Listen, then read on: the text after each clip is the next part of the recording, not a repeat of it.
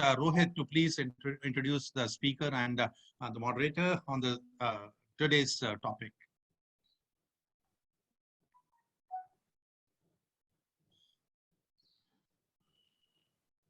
Mute, you're on mute, Rohitji.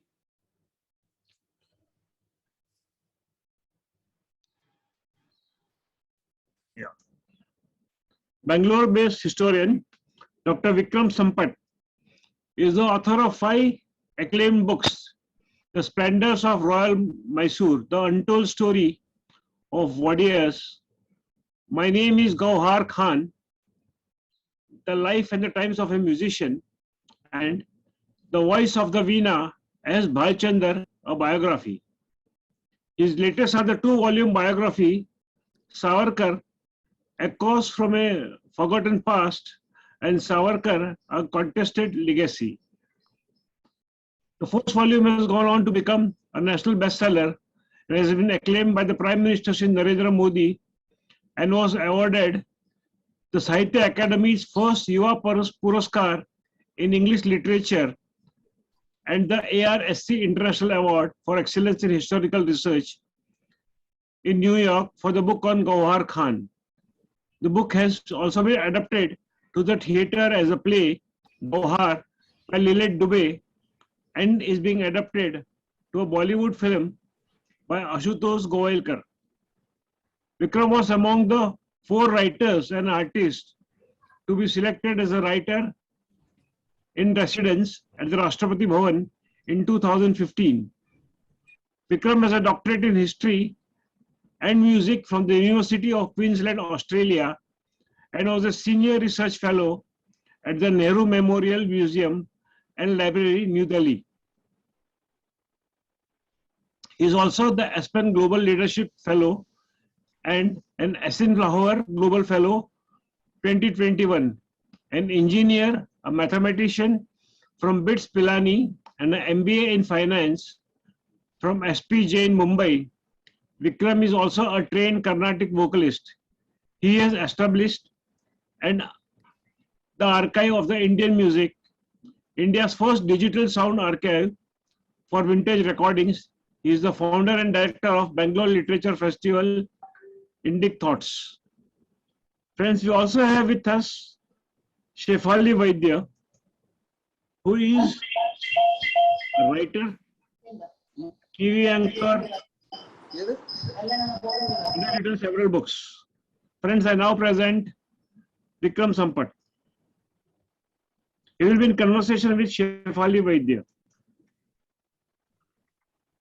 Welcome, Vikramji and Shefaliji. It's all yours. Thank you so much, Rohit ji, for that introduction. It's always a pleasure to talk to Vikram. I moderated a session on his first book, also in Pune, and it's always a pleasure to be in conversation with him. You forgot to mention one very important thing about Vikram is that Vikram is a Jagamitra. He doesn't have any enemies. He's a universal friend. He's probably the only person who gets his book endorsed by the Prime Minister and who gets a very good review written about it by Jairam Ramesh. I don't know how he manages it, but it's really commendable. So that tells you that he is truly an objective scholar who is acceptable to all how would I say, all streams of political thought. Having said that, this book, Vikram's book, the second volume of Savarkar, and the subtitle is A Contested Legacy. It's a impressive tome, and the amount of research that has gone in both these books, volume 1 as well as volume 2, is really, really commendable, and full credit to Vikram. And I'm especially complimenting him because even while this book was coming out, Vikram was down with COVID. He went through a pretty harrowing experience, but even then he managed to finish the work. The book is out and it's doing really well. It's very creditable. Congratulations, Vikram. It's always a pleasure to talk to you. And now when we talk about this book, I'm just going through a controversial question, so to speak. The subtitle of this book is Savarkar, A Contested Legacy, 1924 to 1966. Now, my question to you is that the subtitle of the first book was obvious. It was Echoes from a Forgotten Past. But the subtitle of this book is it is Savarkar a contested legacy? So I want to ask you, what do you think is Savarkar's legacy? One, and why is it contested? Who is contesting it? Who are the people who are contesting it, and why? Thank you, Shefali. A very good morning to you and to everyone who's joined in so early on a Wednesday morning. And it's always, as Shefali said, a pleasure to talk to you because I think you bring out the best in any conversation with anybody. I still remember very fondly the two programs we did in Pune, both at the Ferguson College and also at the Pune Lit Fest. And thank you to Rotary for organizing this, and to Mr. Rohit Jirajani. That's a very good question to start off with, Shefali, that, what I was also thinking, we use this term very loosely of what is a legacy. Now, legacy is, the dictionary meaning of it is something like a bequest that a person makes. In a personal case, it's probably a will, property that you leave behind for your successors. But in the case of historical figures like Savarkar, it is their idea, their philosophy, what they stood for, and what they probably preached all their life that becomes their legacy that they hand over to successive generations. In the case of Savarkar, I think that one of the biggest legacies that I can think of is this whole feeling today, this awakening, which is, I think, irrespective of party and affiliations or individuals who are in positions of power. This whole, we are living in difficult times where globally this whole idea of Hindu phobia is now a reality that we're living with. We have propagandists masquerading as academicians who, have global seminars professing hatred against a community, and do it with such finesse that it doesn't come across as some kind of a xenophobia. In such cases, it's not necessarily, the logo of that conference talks about a particular organization and workers of that organization, but then people who are protesting against this globally are not necessarily members of that organization. It's a global awakening among Hindus in general, that for the longest time we've been taken for granted. We've just been so disorganized, and we are a tolerant group. Any kind of jibes at us, any kinds of things which are seemingly something that goes against us, we take it up in a very light manner. But finally, it's not happening that way. People are pushing back, and in a very dignified, decent, non-violent way, saying thus far and no further. I think that is Savarkar's biggest legacy, of being the first person who actually kind of mobilized this Hindu opinion, this Hindu awareness, not in any terms of a predatory sense of, trying to subsume some other faith or some other group or do any harm to anybody per se, but then organizing yourself, the Sangathan that he always strove for, which brings this awareness that you cannot portray us, our icons, our gods, our faith in a derisive manner and get away with it, with the whole garb of freedom of speech and all of that. So for me, that is one of the biggest elements of his legacy. And boy, it is contested all the time on social media. People like you are, day in and day out in a contestation for this. And, people like me who are in the academic circuit, we face it all the time too, in the literature festival, in media, in every, sphere of public discourse, public interaction. I think this contestation happens. And in the case of Savarkar, it's not only his ideological legacy that I just spoke of, which gets contested. It's also his personal legacy, which is brought into contestation all the time, considering that he intrudes our modern contemporary political discourse like very few leaders of the past actually do. He forms part of election speeches, election manifestos of parties on whether he needs to be given a Bharat Ratna or not. News debates every night.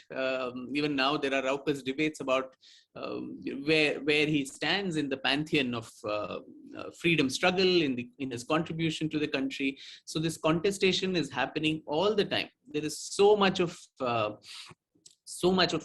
pro and anti views on this man who died way back in 1966. But what was really, really amazing and alarming at the same time for me was that if anybody today, a young man or woman today, who actually would like to go back and read about this person, what is it about this man that raises so many heckles for so many people even now after 60 years of his death? The last comprehensive biography of his was written in the 1960s, when he was still alive, by Dhananjay Keer. And after that, a man who is so relevant, whose philosophies are so relevant, whose ideology is in a political ascendant today in the country, in different states and in the central government and so on, academically, there is so little interest to evaluate the person in a scholarly or in an objective manner by accessing some of his own original writings, most of it being in Marathi, and thereby being inaccessible to probably the mainstream historians and commentators. So there was just no engagement. There was no academic engagement with this man. And that is why I think when a legacy is also contested, it needs to be evaluated. It needs to be evaluated, the pros and the cons of it. And that is what I've tried to do through both these volumes.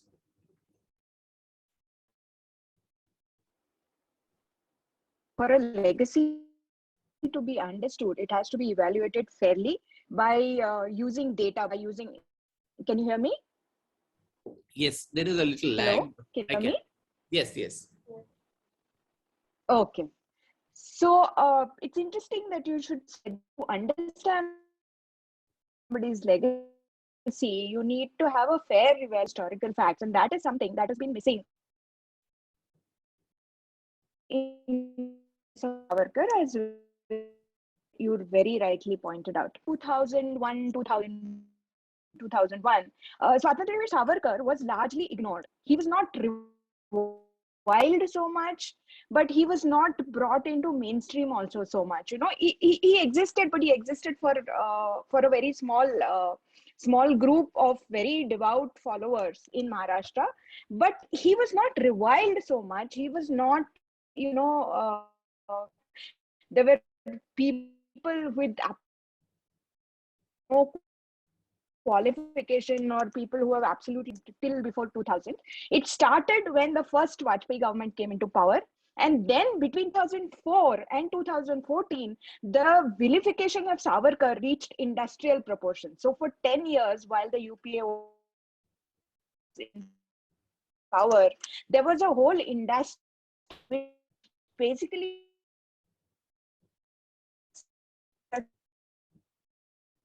started. You're not audible, Shefali. You're not audible. One second.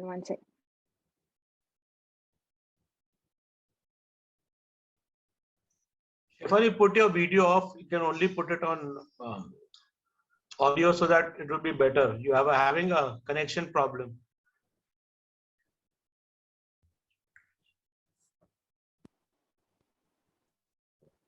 Is this better now? Yes. Hello, can you hear me? Yeah, Yes, it is yes. better. It is better. Yeah. Okay. So as I was saying, there is a wholesale industry of vilification of Savarkar started basically post 2000, and it gained action between 2004 and 2014, and it has continued since then. Before that, this whole canard of Maafiveer Savarkar was not there in the public domain. There has been a deliberate attempt at vilification, which was started by Manishankar Iyer when he went to Andaman and did whatever that he did. And after that, the whole, hell broke loose. But my question to you is, why is it that in India, we have an atmosphere where some people are treated as infallible heroes in our history and nobody can question them? I hope you can hear me. Yes. Whom are you Hello? referring to? Okay. Whom are you referring Why to? is it that Whom are you some referring people to in as- history... One Yeah. second. I will tell you. I'll stop my video for a bit so that you can hear me clearly. So my question is, why is it so that Indian history, some people like Gandhi or Nehru are termed as infallible heroes, even when there is enough material written about them, written by them, where they have not been, whitewashing themselves. It's very clear that that is also a contested legacy. But you cannot say anything against them. You cannot even do an objective assessment of some people like Gandhi or Nehru. But at the same time, other people, other icons of Indian history like Savarkar and to some extent even Netaji Subhash Chandra Bose, they are being deliberately misunderstood, and there is an objective understanding of their contribution as well, because these are considered to be as persona non grata in the history of India, and that's why you cannot have a objective understanding of them. So why is it that we treat, are we as a nation just not ready to look at our history honestly? That's a very good and a philosophical question. I think history is written by the victors. That's been the story all through. History is a handmaiden of the ruler. And so since independence, the narrative, particularly against Savarkar, of course, as you rightly pointed out, the peak of this calumny against him was post 1999 and 2000, when all of that happened, the plaque at the Port Blair Cellular Jail and so on. But it was barring that, a brief period of maybe Indira Gandhi's rule, he was quite a, persona non grata before and after that as well. So there was never a time when he was probably openly embraced by the establishment, and personal antipathy that Nehru shared with him, unfortunately. I think that contributed to a great extent. Recently, I was at the Mumbai Raj Bhavan, and I heard this very interesting story, about the former governor of Maharashtra, Sri Prakasa ji, who was, I think, the first ambassador of India to Pakistan. Now, he was also an admirer of Savarkar, I'm told, and in the 4 or 5 years that he was the governor of the state, he was hesitant to even go and visit Savarkar and just pay a formal courtesy visit and pay his respects to him. And it is said that on the last day of his tenure, that is when the governor of a state is brave enough to visit the man he admires, and that too as a common man in a taxi. He goes there and meets him and says, I would have been, accused of dereliction of duty if I actually left Bombay State without, paying my respects to the man I admire so much. So this was in the 1950s, late 50s, and so on. So it was quite the same then too, where people did not even want to be associated with him with the far measure. I've often quoted this, sad anecdote of how Pandit Hridaynath Mangeshkar lost his job in the All India Radio just for, tuning Savarkar's Marathi poem Sagara, Pran Tadmadala, and Lataji, Ashaji, and all the sisters singing that song. So that was the kind of, intolerance towards this person. And obviously, anybody who cared for their careers, their livelihoods, they would probably stay away. Today, we are able to have this mainstream discussion. A person like me is able to write a book. A leading publisher of this country, Penguin Random House, is publishing it. That itself is winds of change. And the same governor of Maharashtra who was diffident to meet the man. Today, a governor of Maharashtra is launching that, book at the Raj Bhavan. So there is a huge change of attitude towards characters of the past. But you are absolutely right. Though partially I disagree with you that maybe Gandhi is not considered so much as an infallible character of history, I suppose. There are enough and more books and commentaries that have pointed out Gandhi's follies. His personal life too has been dissected so much. We speak so much. I think the larger holy cows that we make of historical characters, in which Nehru stands a big role there, and to a large extent even someone like a B.R. Ambedkar. We are unable to today to make an objective assessment of him, his thoughts, which would shock many people. I mean, the kind of writings that Dr. Ambedkar had about, say, Islam, or about his thoughts about partition, the clash of civilizations that he spoke of, a complete transfer of populations. These things have been very, very willfully and craftily been hidden from us for so long. And ironically, you have Ambedkar's portraits in anti-CA protests all over the country, whereas he would have been probably the first person who would have supported such a law. So I think we pick and choose historical characters to our whims and fancies, to our contemporary political expediencies, and that is the whole casualty where the discipline then suffers. Narratives get established, and you say the same thing a million times, it starts assuming the character of truth. So all these allegations, these contestations against Savarkar of him being an apologist for the British, a Maafi Veer, as you mentioned, I'm sure even as we are talking, in your social media handle and my social media handle, we'll all be trolled with, oh, but then, he was a bootlicker and all kinds of things like that, which have no historical relevance. But then, yeah, you can just do that much by illuminating the facts. People who are unamenable to change, you can't do much to change their ideas. But all these narratives, of him being the progenitor of the two-nation theory, or someone who was the reason for the partition of the country, while we give a clean check to the Congress, which actually signed the partition agreement, and Savarkar nowhere in the picture then.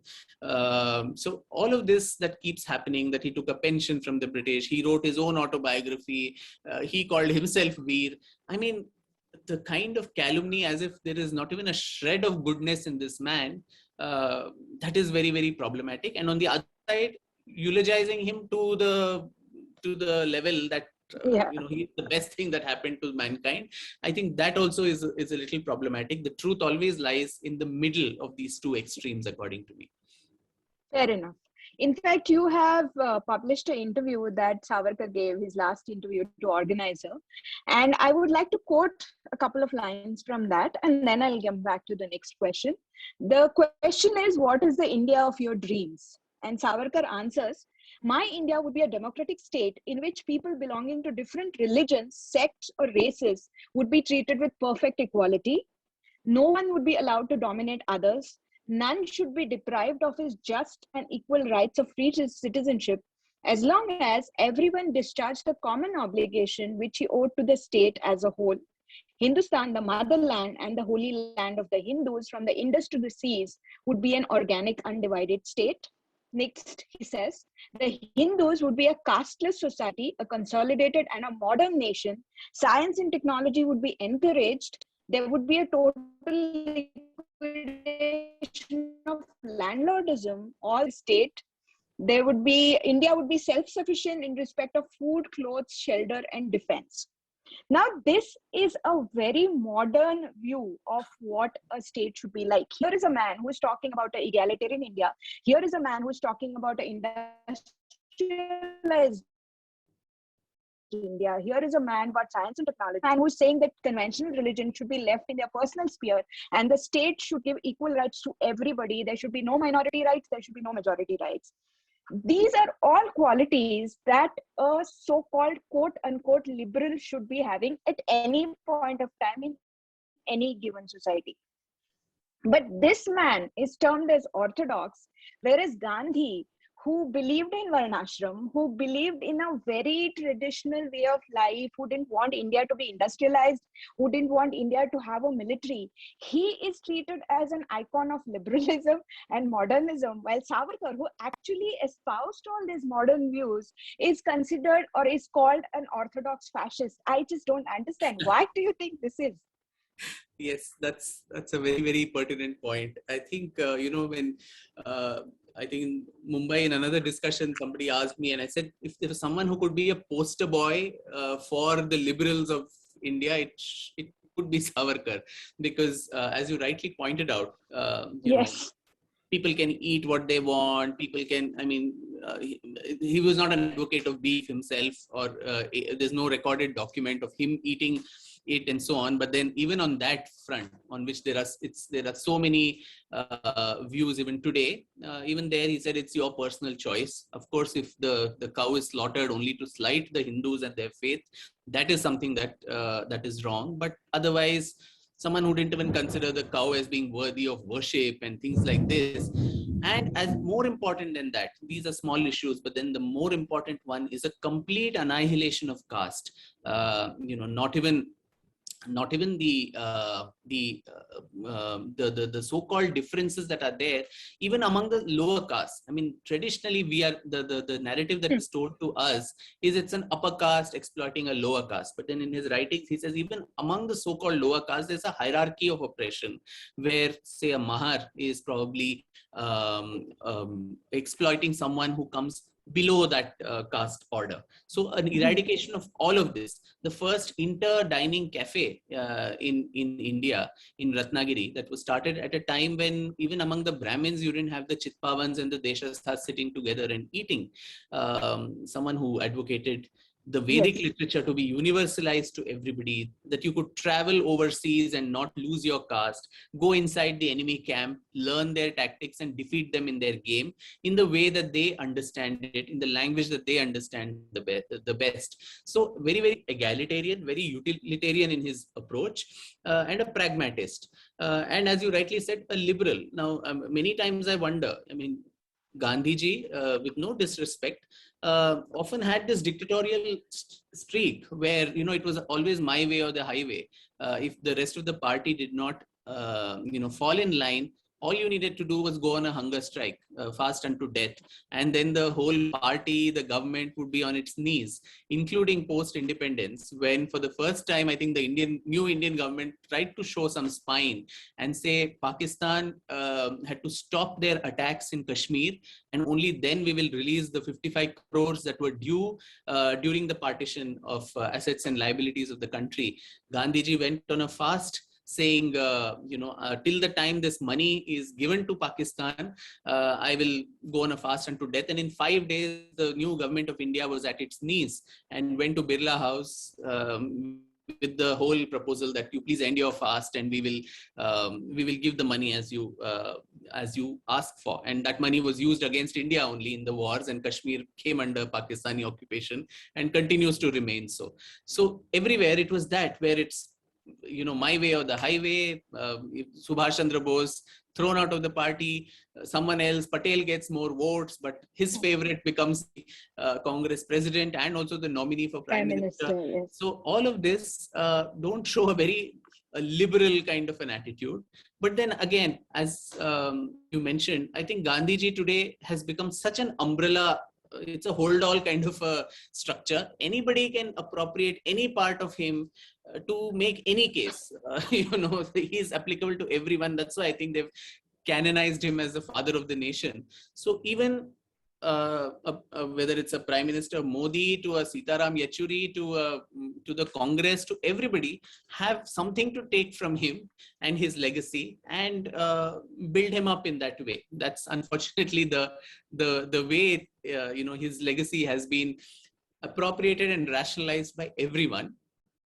But at the same time, let that be. I mean, there's no harm, but then there's no need to vilify somebody despite their credentials, their philosophy, their work being actually, very, very illuminative of a very liberal thought process, where even people who are opposed to him, in fact, it's said that he used to keep press cuttings of, matters that were against him, those who wrote against him, to also encourage and see what were the valid criticisms against him, and what more can be a true marker of a liberal who would like to know who is speaking against you and see if you can address those differences, rather than say, if you disagree with me, I'm going to go on a strike.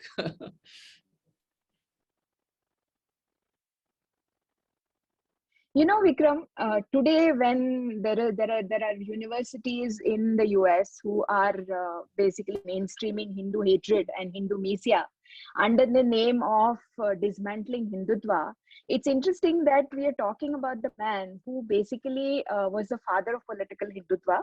But here I would like to say that from reading this book and reading Savarkar's own literature, I feel that what I understand is that Veer Savarkar's idea of Hindutva had less to do with tradition and theology, but more to do with resistance and political consolidation. It was a it was an idea to get the Hindus together.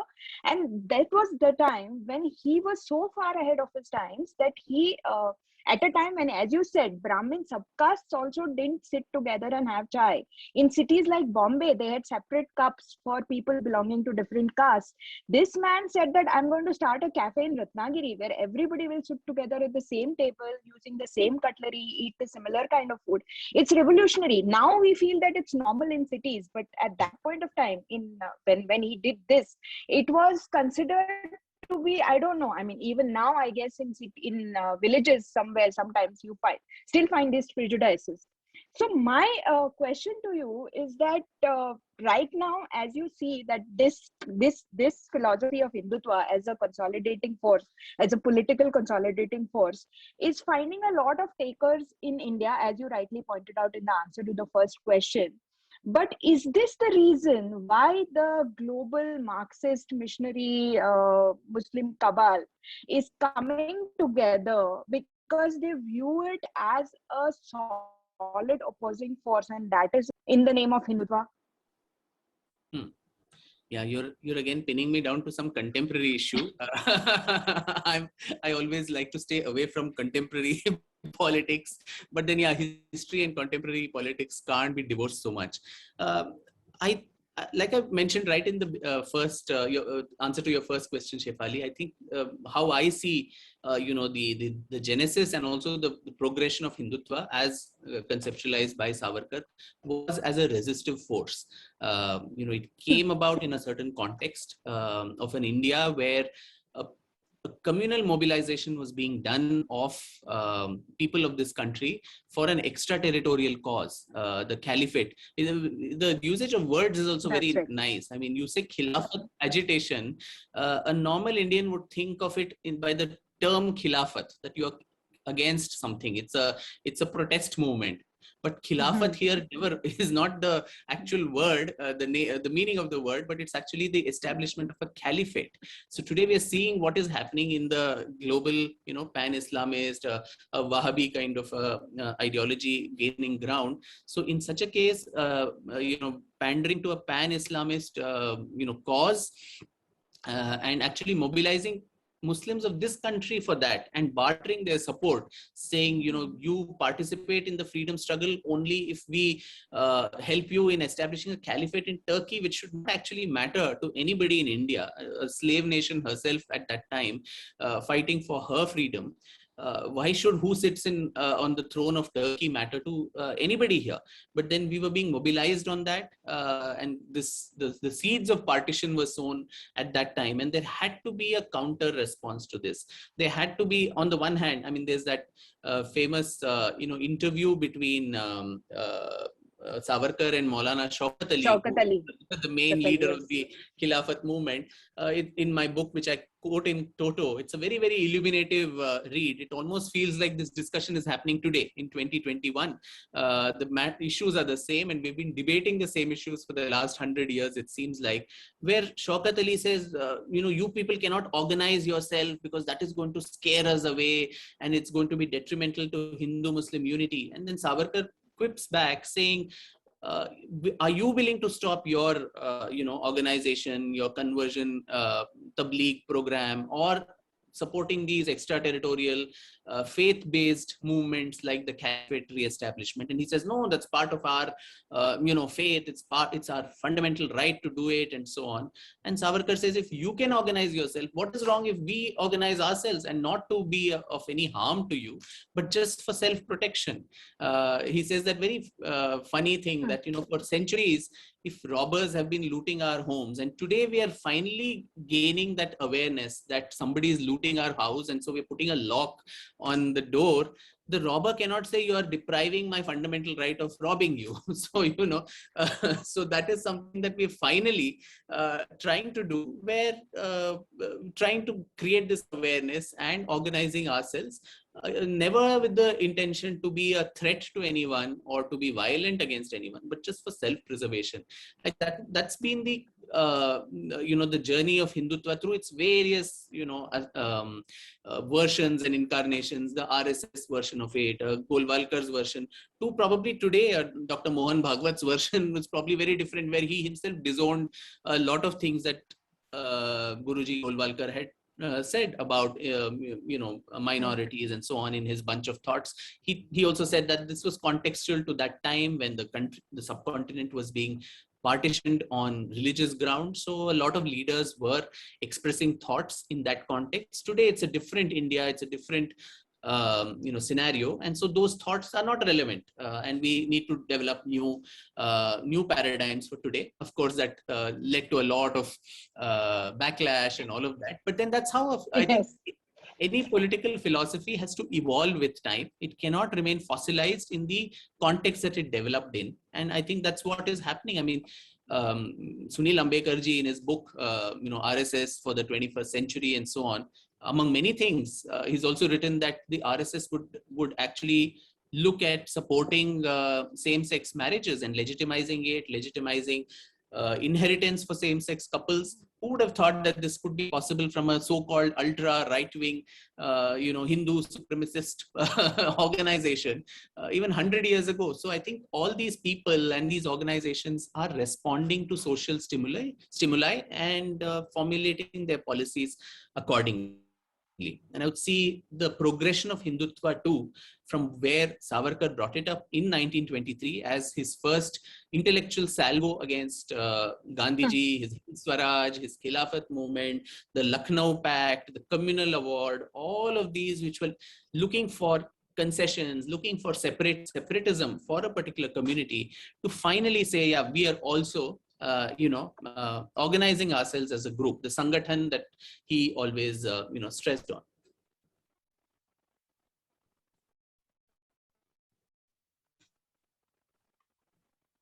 Media, and that it's kind of very contextual, so I'm quoting it. It says that basically Hindutva is Hinduism that resists. Yeah. And I think that is, that basically puts it in context. Coming to the next point, in the interview that Savarkar has given to organizer, which you have quoted, and even in his writings consistently, he had basically talked about two things, which is to Hinduize politics and militarize India. And that is saying, if you bring down his philosophy to bare bones, these are the two pillars of his philosophy: Hinduize the politics and militarize the country. Do you think that's happening on a policy level? Or even on the people's consciousness level now in 2021, almost 100 years after he put forward this thought? I guess so. I think politics is the art of the possible, where when anybody realizes that there is a vote bank for a particular community, the politicians would not let go of it. So you have people doing temple runs these days, people actually being unabashed about their roots, their faith, all of this, which is not a bad thing to do. I mean, the president of the USA takes his oath on the Bible, and still USA is a secular country, right? I mean, so with the UK, where the Queen and the church plays an important role, but that doesn't mean anybody is being subdued. So to have a secular ethos does not necessarily mean you have to be apologetic about your past, your faith. You can have genuine, legitimate pride in it. You can own up to it. You don't have to look at every aspect of your faith or your past only through the lens of caste divisions and oppression, because ideally there is no ideal society anywhere in the world, whether it is the Islamic world, the Christian world, wherever in the world. There are inequalities, there is oppression, there is suppression that happens everywhere. It's not something very unique to India or to Hindu society. So I think this Hinduization of politics, where it's not necessarily using religion, which would be a bad thing to do, using religion and religious symbols for your political propaganda, but then the fact that you need to have respect for a particular community or for their views, their thoughts, and to this day, I mean, temples of this country are under government control, and everything, the revenue that comes from temples can be used or siphoned off by the government for anything that they want to do. But then minority institutions can remain as fiefdoms, holding huge amounts of land and money and all of that. So that is a problem. Where is the equality there? Why should temples be under the control of the government? Are the followers not even capable of running their own institutions? If so, nobody in India should be allowed to actually run their own institutions. So this equality that is being sought out, and this is, I mean, I'm totally party agnostic or ideology agnostic and don't belong to any particular party or be a votary for anybody. But this consciousness among normal, Indians and Hindus, that we will not take this kind of a narrative lying down. We would want our stories to come out. There is no harm in accepting that there was large-scale Hindu genocide in the 1,000 years of invasions that we have faced. The responsibility of that, as I've always said, does not rest on today's Muslims or any community. But at the same time, to appeal to them, you don't have to whitewash this and deny that very existence of all these, horrible instances of our past. World over, I think history offers these spaces where we can discuss these uncomfortable truths, talk about them, heal these wounds of the past, make peace with that, and move on. Whereas in India, I think that's the problem, where the famous writer from my state, Karnataka, Bhairappa, had mentioned in several of his writings and his talks, when he was part of the textbook forming committee or something during Indira Gandhi's rule, I think in NCRT, very clearly directions were given that we are not to discuss about invasions or about demolition of temples or murders and molestation of Hindus, because that would spoil the social fabric today. It is actually going to cause social disunity today. Why should that happen? An atrocity of Muhammad Ghazni or Ghori or Tipu Sultan or Aurangzeb should rile up even a young Muslim man or woman today, because they are not their icons. We actually pegging faith-based icons today too. So a Muslim man can, or a woman can, have a Hindu or a Christian or a Parsi icon, and vice versa. I mean, so you don't have to actually ingratiate yourself to a community by propping up these characters who are bigots and tyrants, by whitewashing them, by making history your handmaiden, to ensure that all the negative aspects of them are whitewashed and they are made to appear squeaky clean, only because you want to create a sense of confidence and social unity. And Bhairappa ji had said the foundations of national unity or social harmony cannot be on false foundations. It is so flimsy that at the whiff of a little bit of a breeze, it's going to shake up, because lies cannot sustain for too long. You take a young child today to Hampi and show him or her that these were or Konark, and show these exquisite monuments, and the child asks you, who broke these? Why did this happen? And then your history textbook will not tell you this. Even the guides there are not going to give you the true picture. So what stares you in the eye? How are we going to answer our children? How are we going to answer our future generations as to what happened in those 1,000 years? So I think the time has come, this Truth and Reconciliation Committee that probably South Africa did, where they spoke the truth and they reconciled with it. There was Ubuntu, where they kind of made peace with it. There was forgiveness. It's over. We can't change that story now. It's not about revising hatred and having that hate, syndrome even now. But then it is about acknowledgement and then healing and moving on.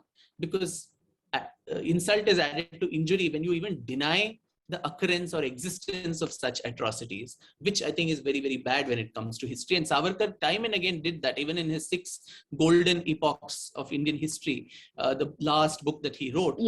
Time and again mention about these, very, very uncomfortable, politically incorrect, episodes of our past, and said, let's face it square on and the essential part is we have to move on from it. You can't hold on to that hatred. You can't hold on to that for today and victimize people today for atrocities of the past for which they are not responsible. You know, that's a very valid point. But what the narrative has been is that you cannot talk about the atrocities of past, especially committed by the Islamic rulers against Hindus, or the destruction of Hindu temples, because, as you said, today's Muslims are not responsible for what their forefathers did, and I agree to that completely. So the logic is this: that let's not talk about it because we're going to hurt Muslims of today, and we should forgive whatever has happened. You can't change the past. But at the same time, there is no talk. You have talked about it, about the forbidden truth, about what happened in 1948 in Maharashtra after Gandhi was killed, and there was a pogrom unleashed against the Maharashtrian Brahmins. And I have heard some horror stories from people whose grandparents or great grandparents were victims of this, and these are horrible stories, but they've never been told in public. There has been no documentaries, there has been no stories of the victims, there have been no books, no Holocaust memorials, nothing. Everything has been erased. So I was very happy that your book has it in the appendix, has narratives which are actually sourced from the victims and their descendants. So my point is, why is it that in certain cases you are not talking about, why are you not saying that the people who perpetrated this, let them hold accountable, but okay, they are not, today's they are dead, their descendants of today are not responsible for it, but at least talk about it. Yeah. Why is this episode has been completely erased from India's history? Totally, completely, nobody talks about it. Yeah. No, that's a very valid point, and many people actually, to be honest, Shefali warned me not to put details out about the anti-Brahmin pogrom which was conducted in Maharashtra, starting with Mumbai and Pune, and then later on moving to Nagpur, Satara, Sangli, the entire Patwardhan princely states, Kolhapur, Yes. yeah, all these places, and ethnic cleansing of entire villages of Brahmin houses, for what crime? That the two of the assassins or some of the accused in the Gandhi murder were of the Brahmin community, Maharashtrian Brahmin community. And very curiously, even today, when newspaper reports and all that come, we are told we don't mention the community of an accused. It's kept editorially. That's the call that is taken. But surprisingly, within hours of Gandhi's murder, the caste of the assassins was actually circulated curiously in the whole country. And so Maharashtrian Brahmins, not only I think in Maharashtra, but in other parts of the country too, were always victimized and called names. Mr. P.L. Yamdar, one of the advocates in the case, in his memoirs writes, he was in Gwalior, and he says, every time I used to enter the bar room, people would make jibes, ye to Godse wala hai. So, literally saying that just because that one individual did something, the entire community should pay the price for it. And how did they pay? I mean, there's no accounts of how many people who were actually killed during that time, who were actually lost their properties. Even in Kolhapur, someone like a Balji Pendarkar's studio being gutted only because he was a supporter of Savarkar and the Hindu Mahasabha. And these mobs were led by congressmen. There's no two thoughts about it. The Congress and the non-Brahmin parties and leaders of that time who led these mobs. But FIRs were not registered. Cases were not filed in police stations. And as I said, insult to injuries, you deny that such a thing even happened. So today, if somebody even mentions this, hey, that was just some small event here and there, some 5-6 people, nothing big. So you deny even in such recent history, forget Ghori and Ghazni and all of that, that's 1,000 years old. But even something which is 75 years before, people are denied its very existence and even denied the right to grieve for loss of their dear ones, loss of their properties and so on, which is so shameful. So in fact, through social media, when I actually crowdsourced family histories, oral narratives, because that's the only way a historian can fall back if there are no written documentation. There was a outpouring of family stories that came, and many of them, about 18-20 of them, is what I could include in the appendix to my book, including a couple of them. A 90-year-old gentleman who unfortunately just a month ago passed away, but I was lucky enough to record his voice. He was an eyewitness of what happened during 1948, and all of these people who shared these stories, curiously, even today, after so many years, 7 decades, they were scared to even name themselves or be recognized. And most of the testimonies, if you see in the appendix to the book, they are as anonymous, because they say we are still living in a condition in Maharashtra where people who led these mobs or had those thoughts are in powerful positions today in the state, and we would not like to risk our life. We have moved on, we've rebuilt our lives, so we don't want to jeopardize our lives all over again. So we'll tell you what you want to know, but please, we would not want to be identified openly. So that is the kind of state where even 7 decades later, leave alone justice, that is a far cry. But even talking about it becomes such an anathema only because we made politics that way, where, as I said, history offering that space to recount and heal, that's just not there at all. In fact, considering the amount of material that was coming in, along with somebody in Pune, I was planning to bring out a small booklet of sorts on this whole episode, because there was so much of anecdotal history in Marathi novels and so on, which I've also quoted in the book. Madgolkar and so many others who've written about this. Yes. There is in Marathi, but then in English for a national readership, there was nothing. So I wanted to write it along with somebody in Pune, and that person was actually advised by all his well-wishers that please don't venture into a project like this. Vikram is not in Maharashtra, so he will not pay the price, but your family might have to pay the price for it.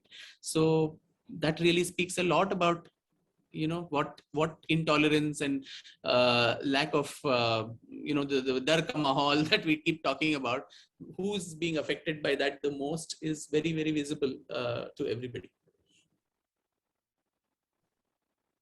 In fact, I think it was George Santayana who famously said that if you forget history, it's condemned to repeat itself. Yeah. And what happened in 1948 was actually recreated in 1984. The same thing. Same people with the same affiliations led similar mobs and basically carried out the worst ever genocide of Sikhs post-independence after 1947. And again, there was the same dar ka mahal. Nobody wants to come. Nobody wants to narrate their stories. Nobody wants to document what really happened. I personally know a very leading Marathi writer who has written some 21 Marathi books, and she has written in Afghanistan as well. Her father had a printing press, and he had come out with an encyclopedia, Vishwakosh, which had some 14 volumes. His whole press was gutted. All the work he had done for 15 years before that, all the information he had collected, everything, every single copy was burnt down. He had nothing. He just, there were 2 sisters and I think 2 brothers. So only the family survived with just the clothes on their back in 1948. Literally, they had to start everything afresh.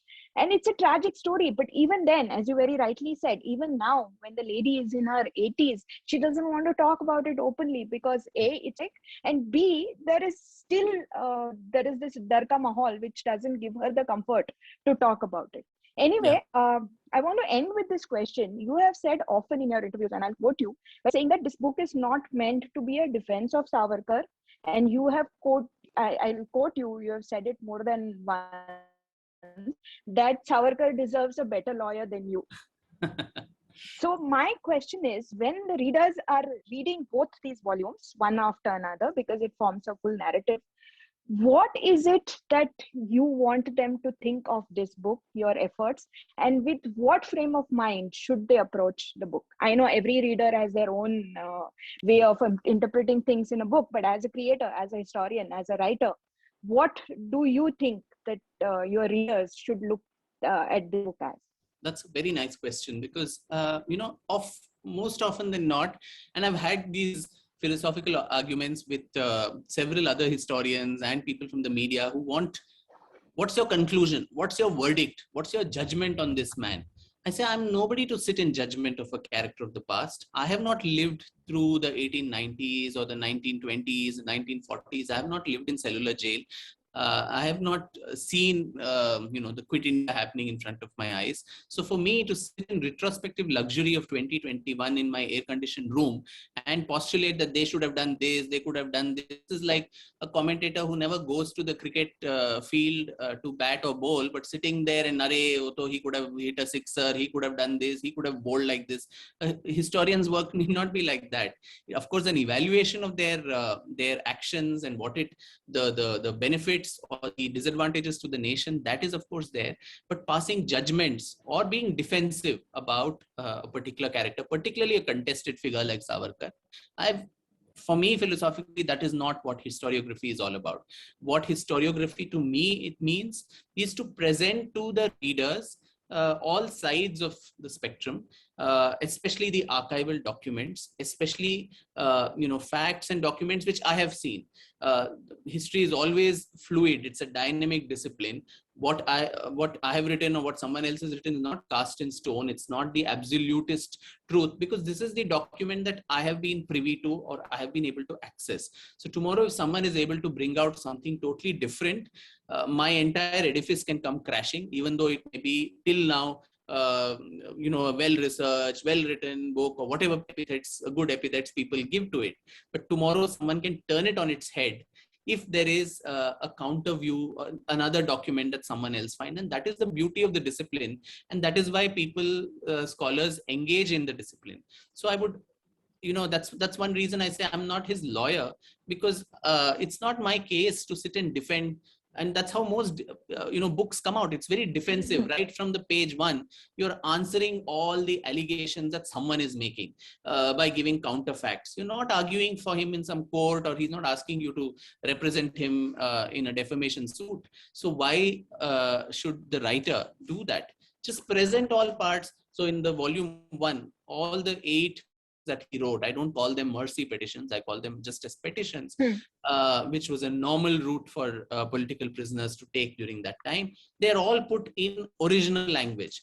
Now, I should not, undermine the intelligence of my reader, that she has to be spoon-fed information and I have to brainwash her to think in a particular way. When she can read the book, she's also going to read all the documents. She's going to see the appendices. She's going to, after reading all that and the context in which these were written, if she still wants to consider him as a Maafi Veer, she's more than welcome to do so. But if after reading that and the context and the circumstance, if someone changes their mind, someone who thought otherwise thinks in a different way, I think that's what, is the objective. And each person, as you said, every reader would come out with their own interpretation, their own assessments. And I'm also one reader among all of them. It's just that I have the privilege of committing my thoughts into print, whereas other readers will probably not have that. So that's one reason that a historian's job, according to me, is just to illuminate the facts, to make the archives accessible, because not everybody has the interest to spend several years in some dusty archives, bringing out, documents of the past. So bring all of that, make it available to people, let them make up their mind.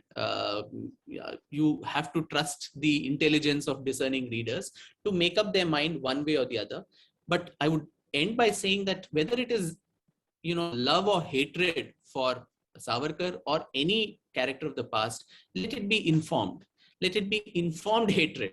If you actually really think that he was an imp of Satan, please do so on the basis of historical, facts and documents, not on some WhatsApp forwards and some stupid memes and 240 characters of vilification, which is so easy to do. You just need to twiddle your thumbs. So instead of that, make an informed this thing. Someone is against him, let there be point-wise as to why I think it is. And this is because I read this here and this was his letter, which I think is wrong.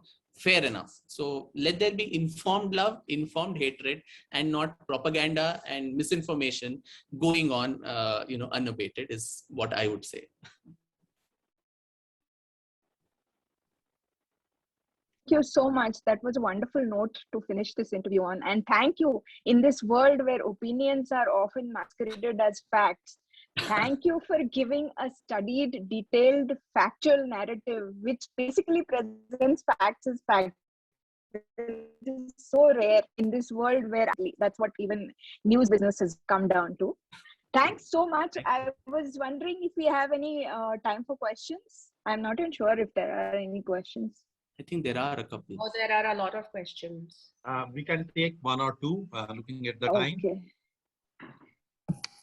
Okay. Let me just, where can I find them? Can somebody read them out to me? They are in the questionnaire, but in the chat. But I think we can start with people raising their hands, and then we can approach them for it. Or you want to read them out? Okay. Okay, can anyone,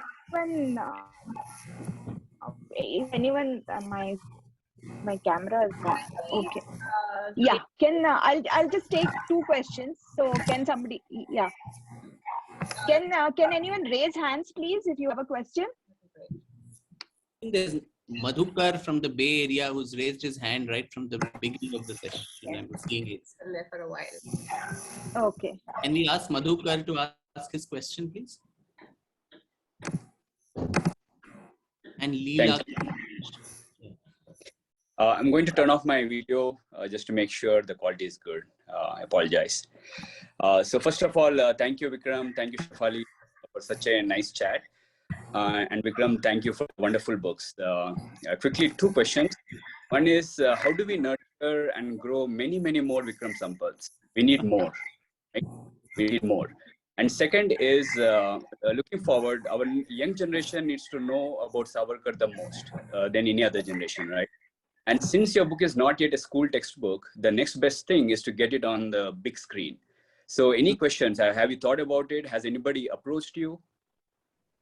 Yes, I think that's a great question to have. And yeah, I think the best way to ensure that it enters, popular narrative is through cinema, now OTT platforms and all of that. I always hold that I think Gandhi became a much bigger brand than he was thanks to Attenborough. And, the people probably, link Ben Kingsley more with Gandhi than Gandhi himself. So these play a very important role, I agree. Books still have a limited reach.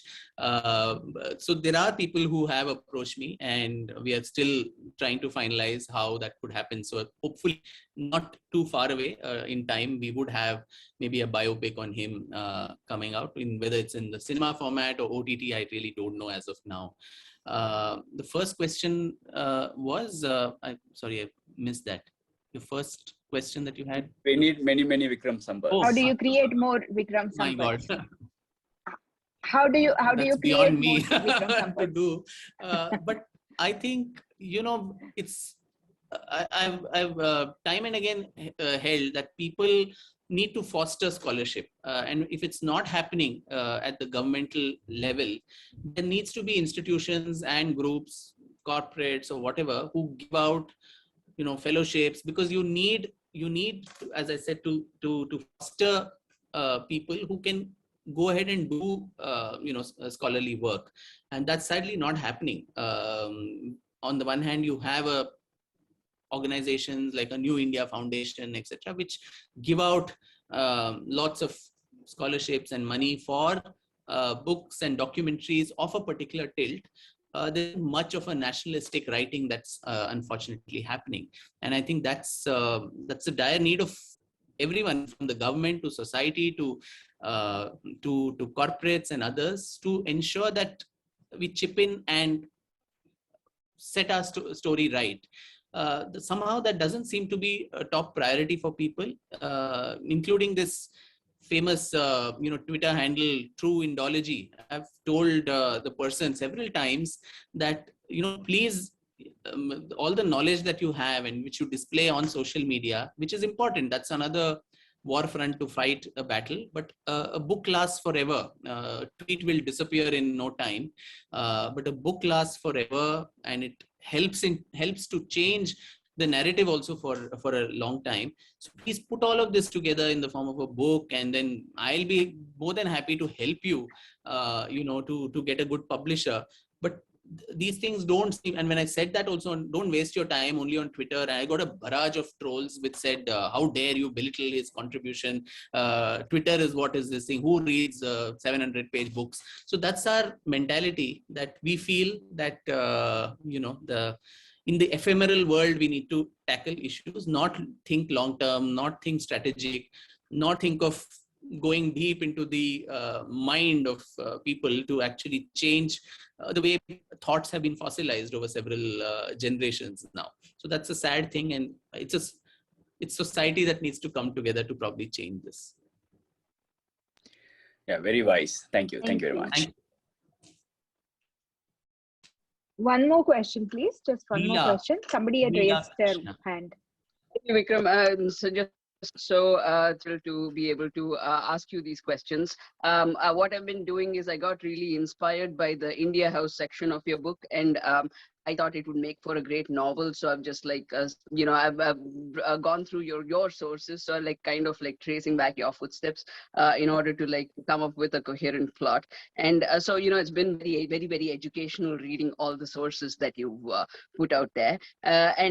So there's two things that come to mind when I go through all of them. First thing is like, violent revolution seems to be like in a lot of places around India, in and around India, like there's like violent revolutions happening all the time. Like this, every small village has some uprising or the other against the British. That's one thing. On the one hand, that is happening. On the other hand, you have all these city folk who, are the main characters in like the freedom struggle or whatever, and they're like outraged at violence. Like like I was reading one of the sources by David Garnett, and the Indian person he's talking to, he's outraged by the thought of violence, thought of like Prafulla Chaki throwing a bomb and killing 2 women by accident. Whereas the English anarchists, they don't care. They're like, oh yeah, that is just the price you pay, So, and also like where after this whole the Madanlal Dhingra assassinates Cousin Wiley, like there's Bipin Chandrapal, who's supposed to be an extremist, he's a worker of his house. So, like where does this come from? That's what I didn't understand. Like where this idea that violence is bad, so rooted in the Indian people. Yeah. That's my first question. And my second question is like, I found a lot of the sources, like a lot of the books by, they are like out of print, out of publication, available only in like 1 or 2 libraries, but they're like very important books. Like they like, for example, what Senapati Bapat wrote, like that's available like in just 1 library in Berkeley in the US. And I don't know if like I was in India, I don't even know where I would go to find that book. So, but they're very important in terms of chronicling history, but like, the copyrights are with someone else, and how can we go about saving all of this knowledge? It's a very deep question. Your first comment, yeah, I think that was the fundamental difference between Gandhi and Savarkar. Both of them had the similar kind of an approach, the end result of freedom, complete freedom for India. But the means that they thought of was different. And that famous episode where both of them are talking in London as young men, and Gandhi says, I'm not talking anything political, let's talk about Ram Rajya. To which Savarkar after that, speaks and says, we're talking of Ram Rajya, and even to establish that, Ram had to kill Ravan. There had to be violence. He didn't go and sit in Satyagraha in front of, Ravan and say, please release Sita. And he finally gave up and said, okay, he's protesting too much, let's go away. It was during the festival of Dashera, and those 9 days, the Devi is worshipped not as something very benign, but with astras and shastras, which are to annihilate evil. So his whole hypothesis was, if you consider the British Raj as evil, then there is nothing wrong in actually using violent means to eliminate it. And it was these very, violent uprisings throughout the history of the freedom struggle. If you see, it was at the immediately after these uprisings and violent actions that the British government actually capitulated, whether it was the East India Company going away after the 1857 war, and then the British Crown taking over, to the Morley Minto reforms or the Montagu-Chelmsford reforms or the Government of India Act. They were all preceded by violent, bloody acts. And finally, the freedom that the country won also preceded by the acts of the Indian National Army of Netaji Subhash Chandra Bose, the naval mutiny in Bombay, which is what brought us our freedom. So I think the brainwashing that's happened, that we just won our freedom, Bina Khadga Bina Bhal and all that, that is a little nice for a Bollywood song, but I don't think historically it is true, because as my good friend Mr. Sanjeev Sanyal keeps saying, that we didn't win freedom by making salt, and we didn't generously ask, politely to the British saying quit India, and they graciously said, okay, fine, we're tired and we're going. So there were lots of other reasons, which is what led the British to eventually leave the country. And I think the time has come now in the Amrit Mahotsav, when we are celebrating 75 years, to be a little more candid about these causes without disparaging any movement. I'm not for once am I disparaging or making little of the, the mass movements, the non-violent struggles that the Congress and Gandhiji launched, because that created that sense of nationalism and, thinking of us as a nation and Indians and all of that. But then the actual catalyst for freedom was something different. Now, yes, a lot of knowledge needs to be saved. I think digitization and making sure that these sources are made available to people, that is an imperative on the governments, on maybe universities and so on, to ensure that the sources that you mentioned, which are very sparse and not to be found so easily, are actually made accessible to people before they're lost forever. So good, great. Shefali ji, anything else that you would like to ask?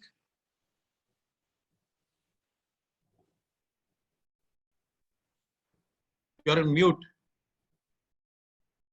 Shefali ji, you are on mute. Yeah.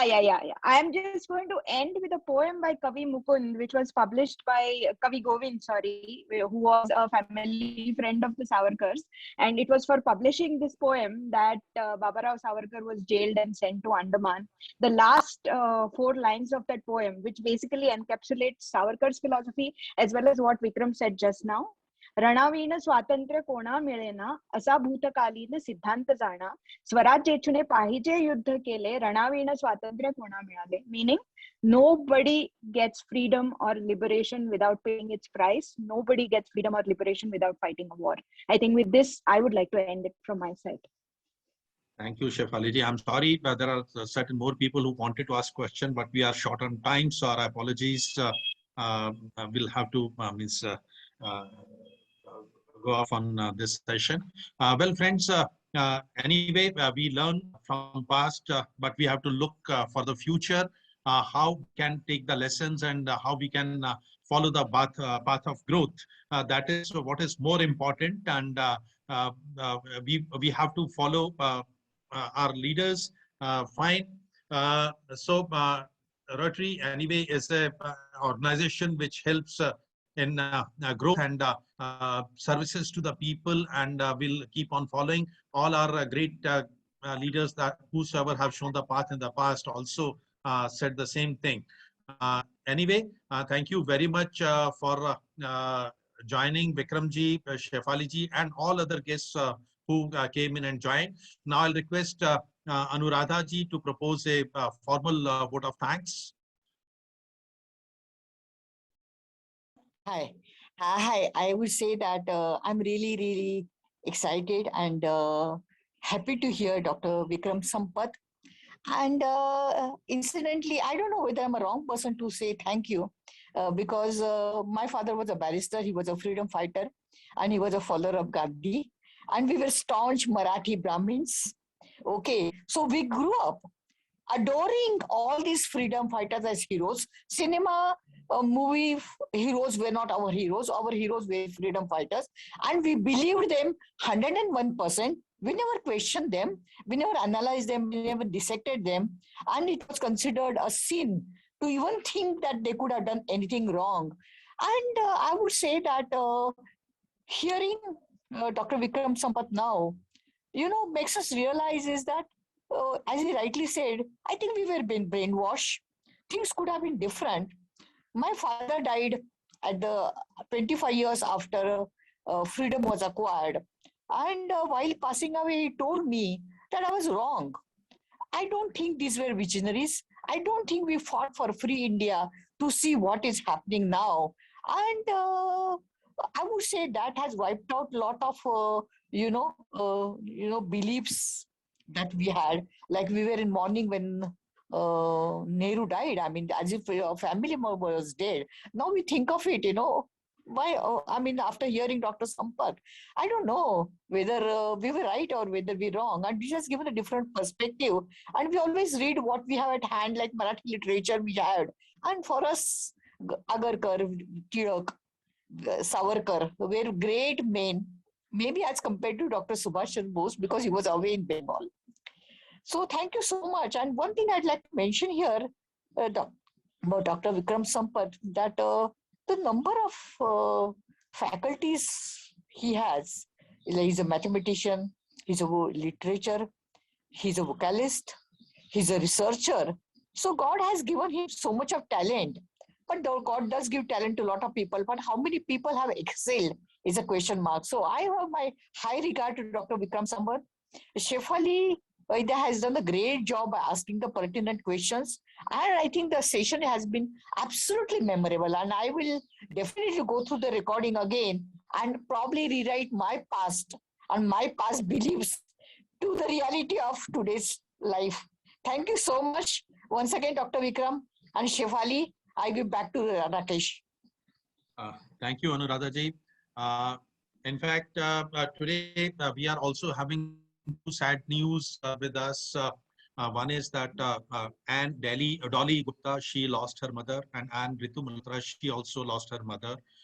So it's a day that our beloved ones who have been giving us protection all the time, they have left us, but their sweet memories will remain with us. I'll request everybody to please give a 2-minute silence in their memory and pray to God for their soul to be rest in peace.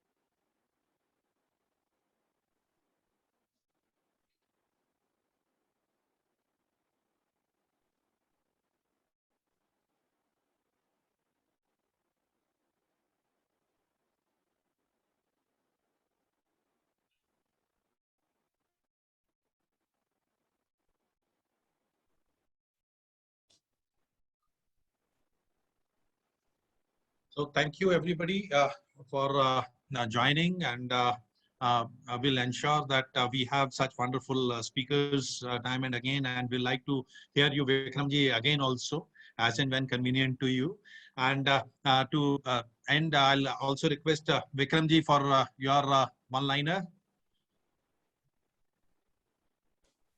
Sorry. Vikram Puri is left. I don't think he's here. He's not there. Okay, then can we close the meeting, please? Yeah, I think so. Thank you, Vikram, and all the best for today evening.